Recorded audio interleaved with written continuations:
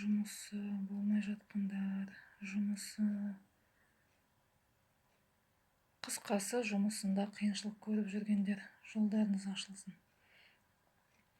Саудасы жүрмей жатқандар, табысқа кеңелсін. Сатып алушылар көп болсын. Тауарлары оңды болсын.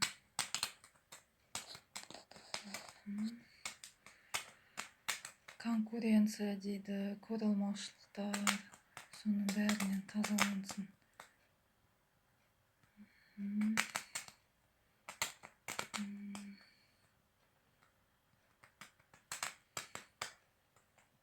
Мына жерде қазір отана өзінен сұрадым. Жұмысы жүргендер жұмысқа кірсін, өзінің мамандығы бойынша кіргілері келген аңсаған жұмыстарына кірсін. Қарыздар көбейіп жүр, қарыздарын алсын.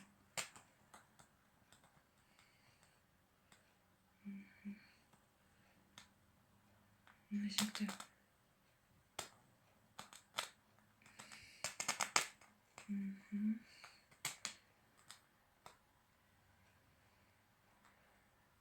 жұмыс істегілеріңіз келеді, бірақ осылай.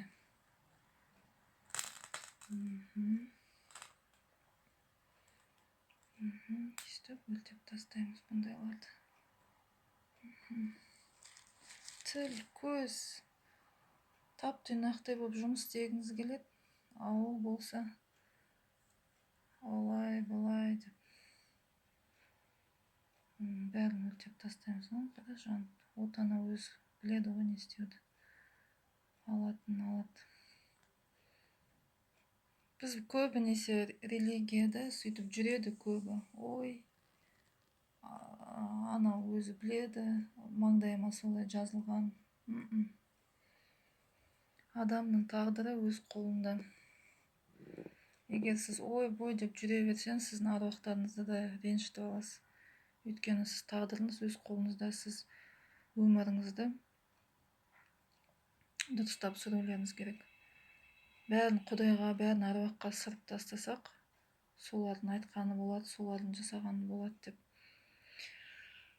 Онда құр босқа уақытымызды өткіземіз. Ал біз өркендеуіміз керек, өсуіміз керек. Табысымызды өзімізге, ұрпағымызға, білімге, өмір көруіміз керек, ел көруіміз, жер көруіміз керек.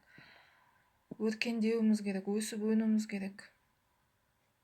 Тек сол бір наммен, бір қара сумен, бір қара нанға қап кеткен, ол болмайды ондай.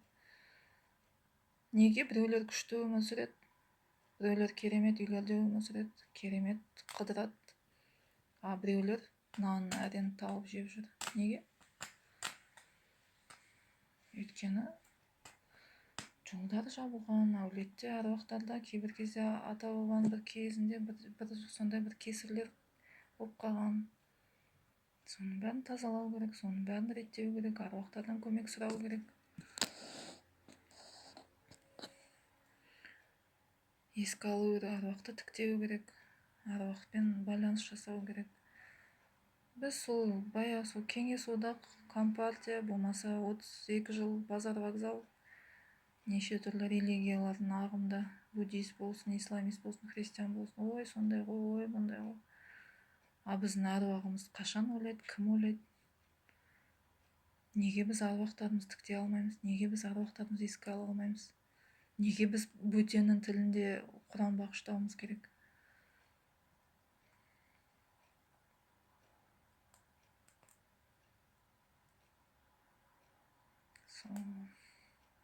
Бәрін Құдайға салдым, Құдайға тапсырдым, айтпақшы. Менде бумеранг деген не жоқ, бәрі Құдай өзі шешеді.